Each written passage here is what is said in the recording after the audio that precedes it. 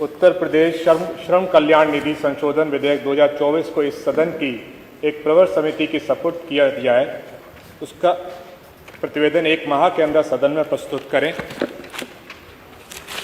आदरणीय अध्यक्ष जी, ये श्रम कल्याण पे जो संशोधन विधेयक लेके आदरणीय मंत्री जी आए, इसका जो उन्होंने इसके फायदे बताए कि अधिकारियों को बढ़ाना, अधिकारियों की तनख्वाह बढ़ाना और स्किल्ड के साथ साथ सेमी स्किल्ड को भी जोड़ना, अच्छी बात है। लेकिन ये विधेयक कहीं ना कहीं अधूरा नजर आता है।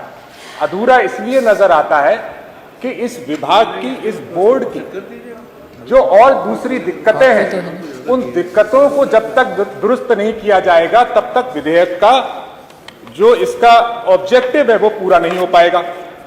श्रम विभाग के 3 ऑब्जेक्टिव आते हैं कि श्रमिक कल्याण, रोजगार और प्रशिक्षण, ट्रेनिंग, मतलब कि एम्प्लॉयमेंट और क्या कहते हैं, ट्रेनिंग, और उसके साथ साथ लेबर वेलफेयर। अब सेमी स्किल्ड और स्किल्ड को आपने परिभाषा तो बढ़ा दी, लेकिन उसकी मैपिंग कैसे हो रही है? जिले पे जितने भी एम्प्लॉयमेंट ब्यूरो आपने बनाए रखे, सबके सब अधूरे पड़े हुए, उनमें कोई काम नहीं होता।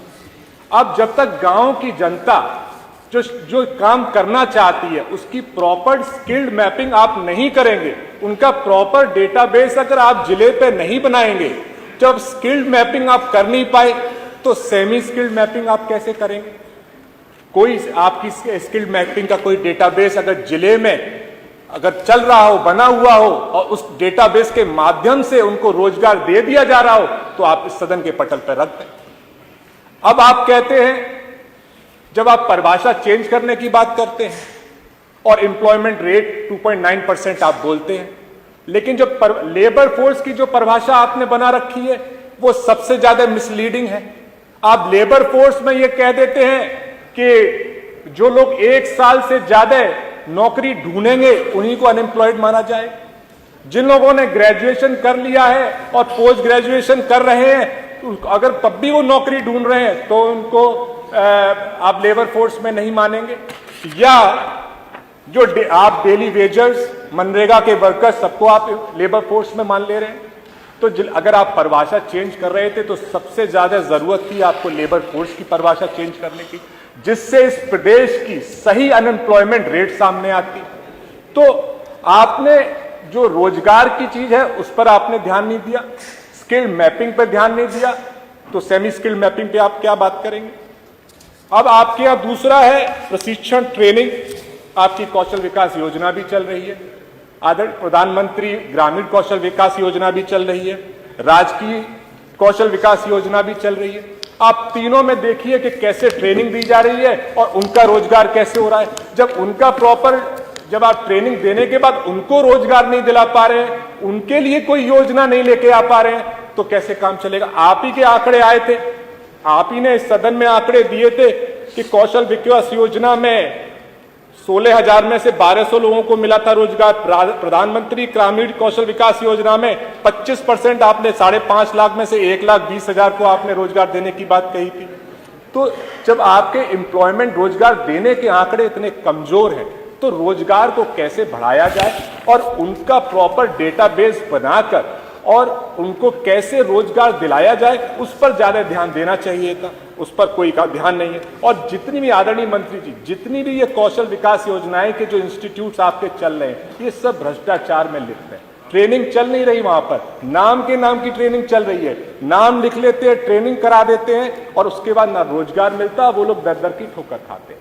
तो उसमें अगर आप सुधार करते तो सही में, सचमुच में गांव के नौजवान को प्रॉपर ट्रेनिंग मिलती और साथ में रोजगार भी मिलता। अब आपके विभाग में लेबर वेलफेयर की भी बात है। अब विधेयक में आपको लेबर वेलफेयर के लिए बहुत सी चीजें लेके आ जानी चाहिए थी, वो भी कुछ नहीं आ पाया। ओवर टाइम का मॉनिटरिंग सिस्टम पूरा ध्वस्त है।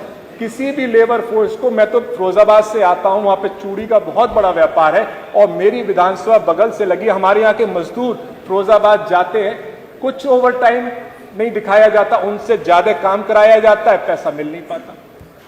तो ओवर टाइम मॉनिटरिंग वहां के अधिकारी कैसे करें, उनको कैसे हम एक मॉडर्न टेक्नोलॉजी से जोड़ें जिससे उनकी ओवर टाइम देख पाए, उनके बच्चों को शिक्षा मिल रही है, क्या लेबर का बच्चा लेबर ही बन रहा है, क्या मजदूर का बच्चा मजदूर ही बन रहा है, उसकी क्या हम कोई स्टडी कर रहे हैं, उसके लिए कोई नियम ला रहे हैं, उस पर कोई बात नहीं हो रही। क्या उनको प्रॉपर हेल्थ बेनिफिट्स मिल रहे हैं, क्या वो वहां पर काम करने जाते हैं तो बीमार पड़ते हैं तो उनको लिए कोई प्रावधान अलग से है, क्या वो फैक्ट्री वाले इंडस्ट्री वाले उनका ध्यान रखते हैं या नहीं रखते हैं, क्या हमारा विभाग ये सुनिश्चित कराता है, इस पर भी कोई बात नहीं हुई। तो ये बहुत ही विधेयक अधूरा नजर आता है। और जो मुख्य पहलू है श्रम विभाग के, जहां पे श्रम विभाग को मजबूत होना चाहिए, जहां श्रम विभाग को सचमुच में सही काम करना चाहिए, उनकी अनदेखी की गई है और जहां सिर्फ इस पे परिभाषाएं चेंज करने का काम किया है। तो इसीलिए मैं आदरणीय अधिष्ठाता महोदय, मैं ये अनुरोध करूंगा कि आज के इस युग में जहां हमारी आबादी 25 करोड़ की है और जहां पर शिक्षित नौजवानों की आबादी 6 करोड़ की इस प्रदेश में है, ये सबसे इंपॉर्टेंट विभाग है। और हमारे मंत्री जी से भी मैं आपके माध्यम से अनुरोध करूंगा कि सर, आपकी योजनाएं बहुत चल रही हैं, आपके लखनऊ से योजनाएं बहुत चल रही हैं, लेकिन डिस्ट्रिक्ट लेवल पर उन योजनाओं में काम नहीं हो रहा, सिर्फ दिखावा हो रहा है। इसीलिए बार बार हमारा आपको क्रिटिसाइज करने का काम नहीं है, हम भी आपके सहयोगी हैं, हम आपको जमीनी हकीकत से बताना चाहते हैं कि ये जितनी भी योजनाएं हैं आपकी, ये डिस्ट्रिक्ट पर ध्वस्त पड़ी हुई हैं। अगर आप इस पर सही से काम करेंगे तभी आज के नौजवान का फायदा हो पाएगा। इसीलिए मैं आपसे फिर से अनुरोध करता हूं कि इसको प्रवर समिति के सपोर्ट किया जाए। 2 मिनट भूल गया बस। श्रम कल्याण